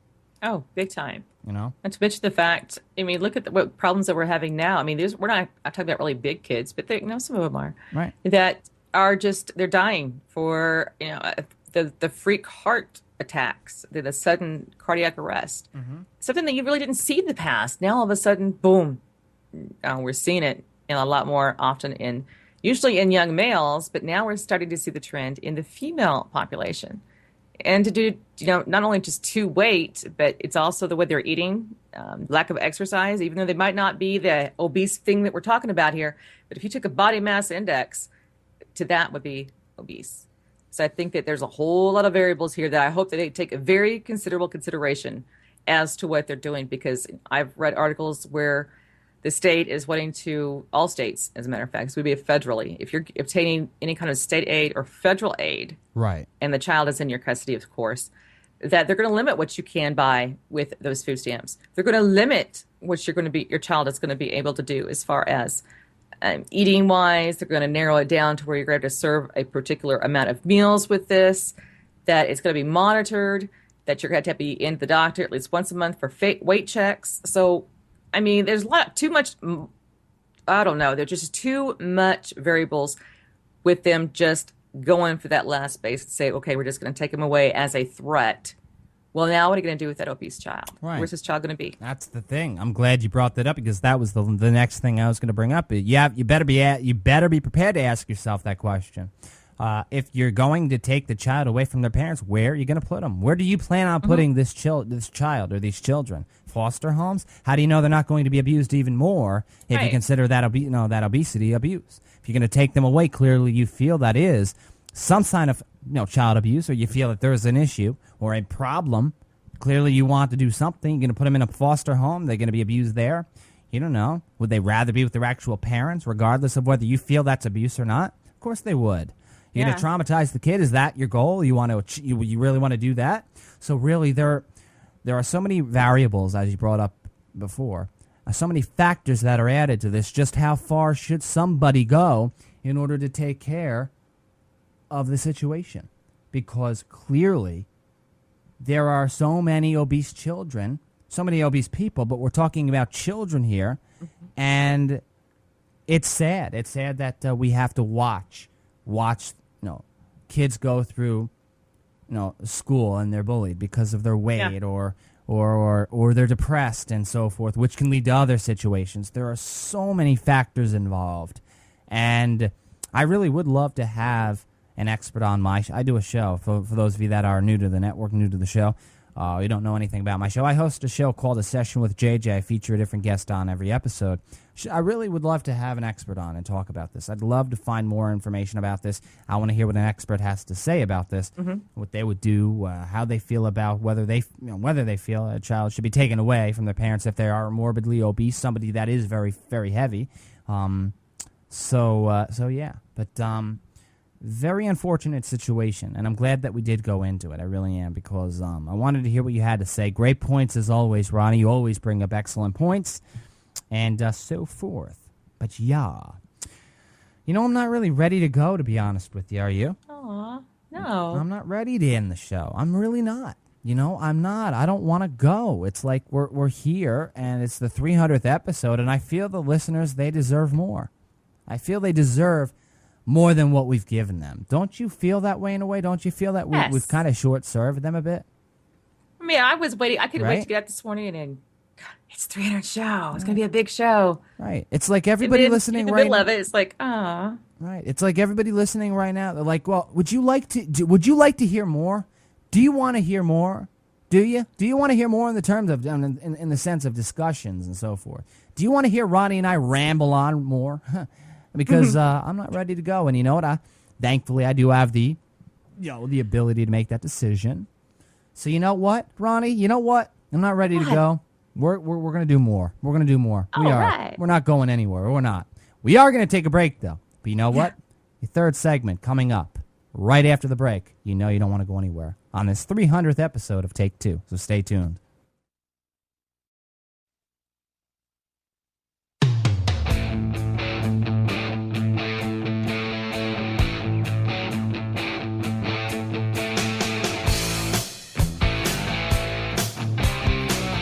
And we're back. That is right for the third segment. Guess what, folks? You know what? Usually, if you're a first-time listener, you picked a great episode to tune into. That's right, the 300th episode. We only do 2 segments, but you know what? I felt we were short-serving you, Ronnie and I. Felt we needed to give you more. That's right, we're back for a third segment here. We're going to give you more. So welcome back, Ronnie. Thanks. Oh, I love that music. Yeah, so do I. Isn't it great? I was like trying to choose what song I was going to use for the opening of the third segment. So I chose that one. So good choice. I like it. I do too. Yeah. But we've still have quite a bit to talk about. So you know what? Let's let me plug the network first. Then we'll get into what we're going to be going into. I didn't even let you know what we're going to be talking about, so it's going to be a surprise. But it is something good. It's going to be fun. That is for sure.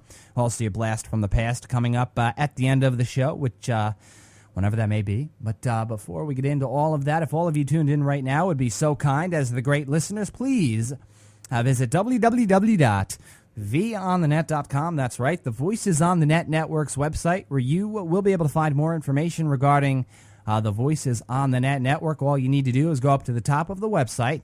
You'll see an About link. You click it.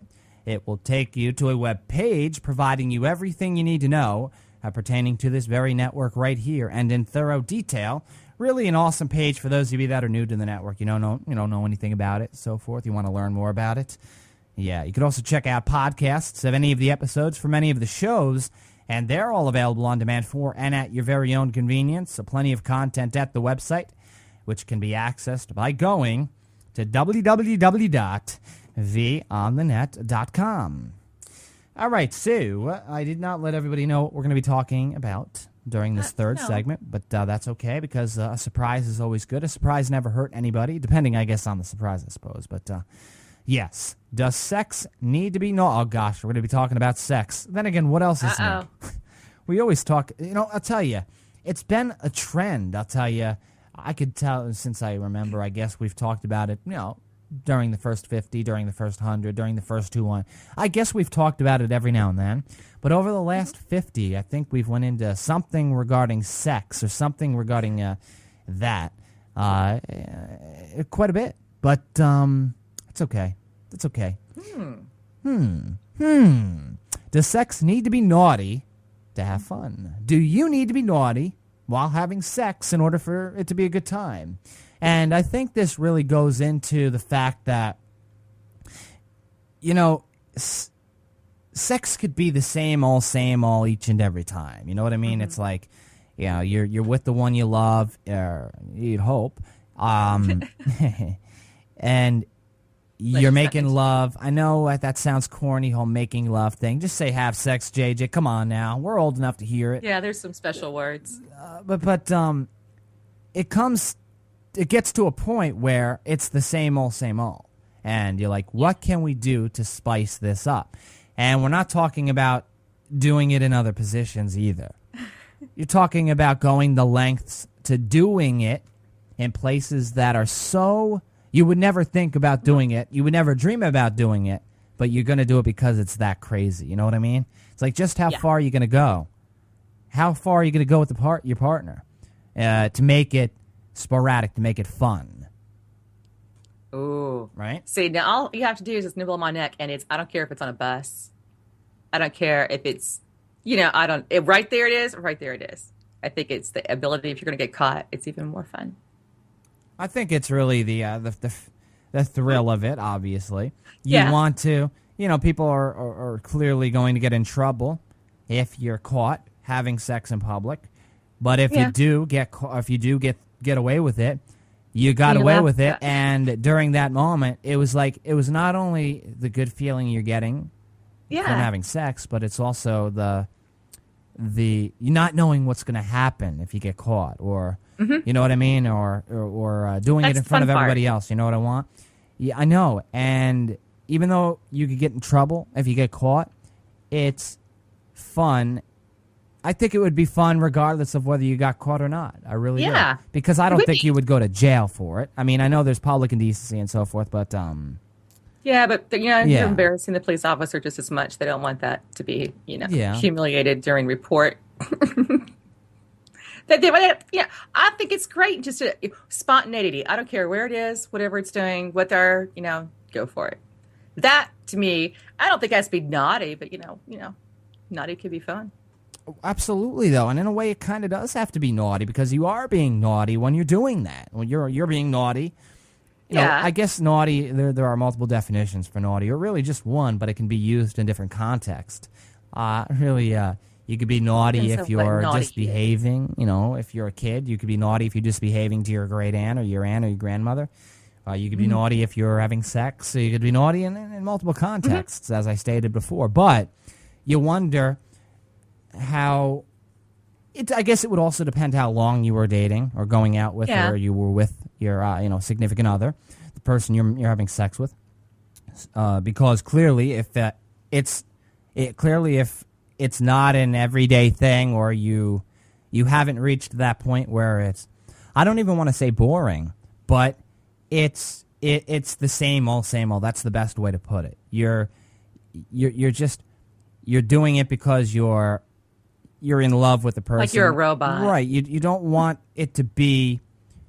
You want that feeling again where you want that... In other words, it's... The first time you had sex with the person you love, you want it to be the same as it was the first time. They're trying to look for that same high, in other words. Bring back that moment. Right. They're trying to look for that same high they got the very first time with the person they love. You always do. You want that first time, because that's, oh, wow. That kind of feeling, oh. But I think even if you've been together for a few years, and some couples are together for even longer than that, and they still don't know what the other person likes. They still won't go outside of that boundary, or they think it's, oh my gosh, you can't do that. That may be wrong. That's taboo. But you know what? Give it a try, because, geez, you don't want it to go become humdrum towards the same old thing, because you get bored with it, then you're bored with that person, and things just kind of go downhill from there. Right. But I like that, the spontaneity, doing it in different things, the guy being romantic, taking you out, and you're like, oh, wow, this is it. Or you're at the carnival on whatever. And it just, you don't have to go all the way if you don't want it, if that's just not your cup of tea. But I think that, playing the role of that being out there is fun. It's fun to do. And Right. it is a little naughty, but come on. Right, Naughty, but I thought was part of it. well, yeah, it is. It's just how far are you going to go with that person? Or what kind of person are they? Are they into that, or are they just Well, yeah. get away from me? Right, but it's as if somebody that will not give you sex a prude, or are they prude if they're not going to go the distance and do it in a place that is so that seeks thrill. In other words, that you find other places, even if it's in your house, rather than just the traditional bed. Rooms. Right, you want to find other places. You want to find other places to do it. You want to make it a thrill. You want to make it fun, more fun than it is originally. And that is something people will literally sit around and think of different ways to do that. They will. They will think about it. They will try and figure out. They'll plot. Oh, how are we going to get away with this? And you'd be don't be surprised if you're walking down the road in a big city. You're walking the streets of New York City, and you look down an alleyway and you see something you had to take a second look at. In other words, don't be surprised because it could happen. It could happen to you. It's happened. Oh, it's happened. It's happened before. It's happened. Yeah, it has. It's like how far are you going to go before it is too much? How far are you going to go before it is just getting out of hand, where you really are trying to find every way to spice both of you up in the sack, pretty much. Yeah. That would be a difficult thing. How do you surpass the last level that you went to? That's what they try to do, though. If they once you reach that Mile High Club, I think you're pretty much at the top right there. Yeah, but how far is too far again? You're saying Mile High Club, you're saying to the top, but it's like, okay, you're at the top, you want to go even higher now. You want to, it's kind of like greed, in other words. You have all this money, but you want more. You know what I mean? It's like, it's never enough. It's never enough. It's comparable to that. It is. It's just how far is too far. But I think if you're with each other, it just kind of depends. If it involves, if you find yourself on a school bus, okay, you've gone too far. Right. But I think if everybody has their weak points of how they're only going to put themselves so far out there when it has to do with sex. A lot of people don't even want to talk about it. Look at our last generation. No way. They don't want to talk about that. But I think that as long as you're out there, you're having fun, and it's not in front of children, for crying out loud, and you're not hurting anybody, I don't see the problem with it. Hood of a car, but no one's watching, or whatever. It isn't. I think that the more that you're with somebody, because you're more playful with that person, because you're starting to learn who that person is.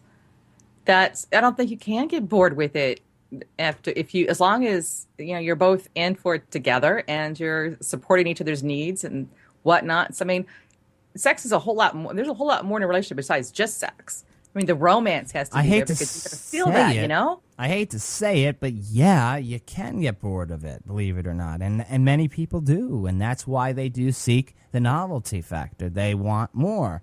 They'll try and seek other ways to spice it up. That's why couples will watch erotica films. They'll watch erotica because they want to try and copy what's going on the screen. They'll foreplay. They'll try and use contraptions. Even they try and figure out ways that are going to make it even more fun for them, because people do get bored, and sex therapists, sex professionals will talk about this. They'll say the same thing, that people do get bored after. It's like you try it, a flavor of ice cream, in other words, and you try it out and it's great, it's so tasty, but you try it out the next time and it's not the same. It's just you want to get the first buzz you received, regardless of whatever it is. You're trying to find that same buzz. You really are. Yet it's hard to find. It's trying to reach that same level, but you can't get there unless you do something totally out of sort. And it's just how far you're going to have to go to do that, in other words. Where are you going to go? What are you going to do? That is within legal limits. How's that? But believe it or not, many people will take that illegal turn because they don't care. They'll literally, the first thing that comes to mind, if a bank is on their minds, they'll literally they'll literally have sex in a bank, right? They'll literally go the distance. They'll try and sneak past the guards where the vault is. They'll go in an elevator. They will go. It's the whole car thing. Is that enough for them? How many people? And I'll tell you, I'm not joking here. I was driving down the park. I was driving down the shore, and we were on the parkway. And I'm in the right lane. I'm in the left lane. I'm in the fast lane. And we're driving up, and this couple is in the middle lane. They're just there driving, but they're not driving. They're not. No, they're driving, but they're not driving. They're having sex on the road as they're driving. Literally, the guy has the car on cruise control, and they're literally having sex in the car while the guy's driving. Talk about unreal. Dangerous. Talk about dangerous, but. It's like they seek the thrill from that. They want to do it because they know it's dangerous. They know they're gonna get a thrill out of that. Really, they're risking the lives of everybody on the road there. You're not paying attention clearly to the road, but they do. They're doing it because clearly they want to seek the thrill. Oh yeah, I hear stories. My sister's friend he's a truck driver. And the stories that he can tell that he sees from being all that high up in the air, going down the road, what he can see going on in other people's cars. But, sometimes that fact of just getting caught is a thrill enough. Well, that's right. I wouldn't put anyone's life in danger. I wouldn't do that. I'm not saying everybody does that either. I'm just saying I saw that. That was something an example where we're talking about those that do seek a thrill. They want to make it better for them. So that was something that clearly came to their mind. They're like, we're going to do this, all right. We're going to get this done. We're going to do this, and I'm going to be able to drive while doing it at the same time. We're going to be able to do it. So, and they did it. They were driving. The guy was driving. It was, Another club. It's kind of hard not to look because they're there. It's like right there. It's like, am I going to be paying attention to the road, or am I going to look over to the right there and see these people doing something you don't see every day on the road while they're driving, while a car's moving at 80 miles an hour? No. So, it's not out of the ordinary. This is something that comes up a lot. People talk about this all the time. How can they spice their relationship up in the sack? How can they spice it up? How can they bring back the same feeling they got when they first had sex? And you'd be surprised how far some people would go. You really would. Absolutely. All right, we're going to head into the blast from the past. That is right. Ronnie and I, we head into a past discussion, one of the many we've delved into. This one actually is from the last major milestone, arguably, the 200th episode, Joe. And what do you say we go back to the 200th episode, Ronnie? You want to take the time machine with the listeners into the past? You want to? I'm ready for a ride. Yeah. And isn't it ironic that it wants to go back to the last major milestone where we're here at the 300th episode? We're going to go back to the 200th episode show because clearly that's what the time machine wants to do. So here we go, ladies and gentlemen. Strap in. Everybody in and strap in. Here we go. This is your blast from the past. Enjoy. Anyhow, questions that will change your life. Did you ever go to work one day hating it so much? Did you ever embargo into in a relationship or embark, in a relationship that that just wasn't working out? Did you ever wake up and say this day is gonna suck? Say I'm in a relationship, it's not going well. It isn't. We fight a lot. We don't get along. We don't see each other as much because I work and she does whatever she does and this, that, and the other thing. It's just not working out. But you're still in the relationship. You still talk on the phone every now and then. You're still, quote-unquote, girlfriend, boyfriend, okay? You're still in a relationship. However, you don't know what to do. So you're just going to sit there and be silent? Or are you going to ask yourself the following question? Am I truly happy in my relationship? That question right there can solve all of your problems with that one question. Am I truly happy in my relationship?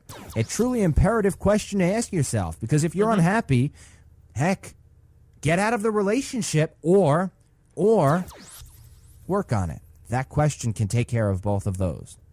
So, Ronnie, what do you have to say about this?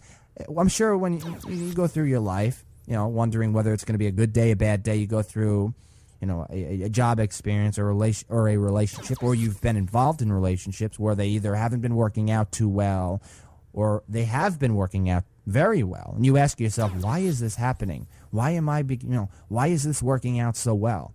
Questions that you ask yourself that can really open up other doors.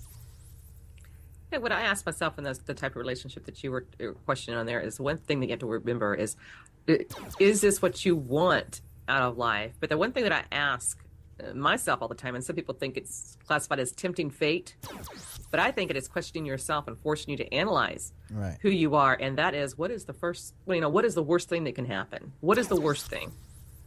So that makes you sit back and analyze what is the worst thing that can happen. If it's in the relationship, does it mean, I'm going to be alone, but there's always somebody else that can come into your life. So is that the worst thing that could possibly happen? And then you figure out what is the best thing that is going to happen. Are you going to be more situated as to who you are? Are you going to, because in some relationships, and this includes work, anything that we're at, we always tend to have positions where we do not seem to act like ourselves. Right. We are not who we are. We are one person, per se, at home, and then we go to work or we meet this person and we turn into somebody different. Should we be in these positions or in relationships to where we have to pretend like we're somebody else? If we're pretending to be somebody else, we can't act like ourselves. Is that really something we want? So what is the worst possible thing that could happen out of that? Other than the worst thing I think that it could be is that, you're not gonna die. You don't die, because the worst possible thing would be that. So anything above that, you can analyze and actually change to make it to where it's you. You've got to be happy with yourself, or else nothing along the agenda is going to be right. You're going to be questioning it no matter what. So that's a good question to ask. Great points, Ronnie, as always. The last major milestone, Ronnie. That was that was episode 200. 100 episodes back. Now we're 100 episodes into the future, and it's amazing, isn't it, to go back that far? 100 episodes. 300. It's crazy. I'm just like floored that. I mean, not that I didn't think we would make it. Absolutely not. No, right. No. I knew that we had something there. Yeah. It's just to think that I started. You started out with episode 1. Yeah. It was okay. We'll just try it and see how it goes. It's like, if you were to go all the way back to number 1, well, we were confident and we could be confident, and it is good to be confident that, yes, 300 episodes later, we're going to be here. You have to think to yourself in the back of your mind, wow, that's a long way off. Yeah. So how can we really realistically say we're going to be here then? But now we can. Now we can. And I absolutely, absolutely, absolutely look forward to the next 300 with you. I really do. I truly do. It really is a true pleasure to be able to do this with you. And I really just want to thank you, Ronnie. I really do. And I want to take this moment just to, thank everybody that tunes in every episode. But I want to take this time to thank you, Ronnie, for all you do. I really do. Because I could not do this show here without you. I couldn't. I'm going to tell you that you add just what's needed to make this show a success, plus more, plus that much more, because you're that great. 300 episodes. Wow. How can anybody put put their stamp of success on something that is clearly self-defined, of the fact that we're here 300 episodes later, and it's so self-assuring for me to say that we're here, and it's also the fact that it's right in front of our very eyes. It's right in front of everybody's eyes here.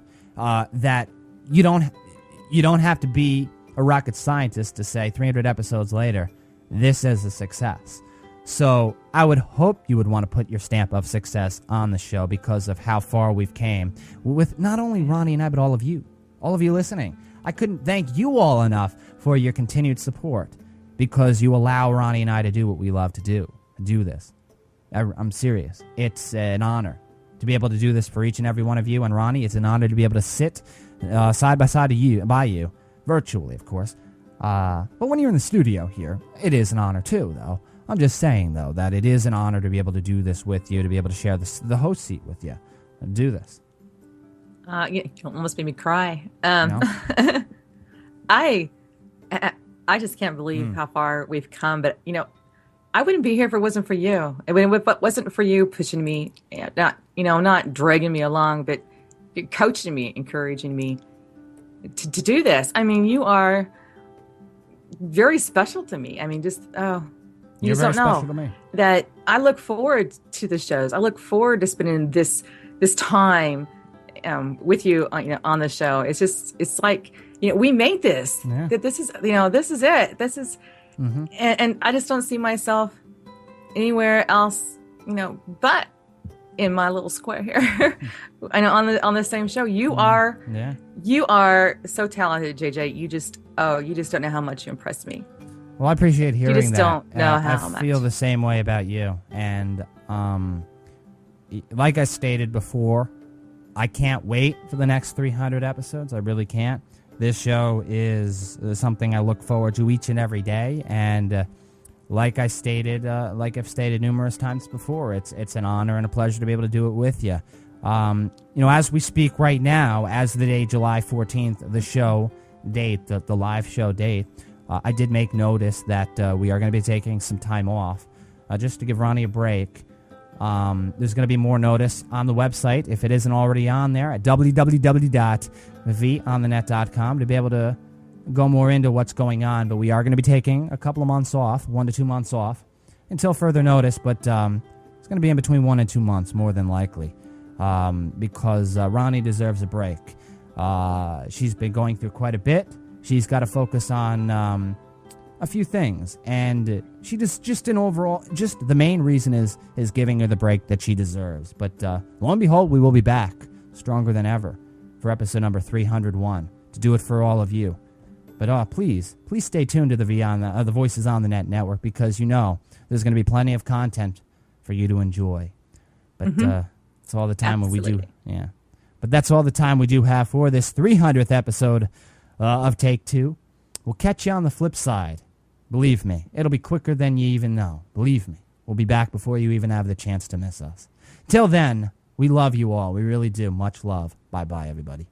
Take care, everyone. Bye-bye.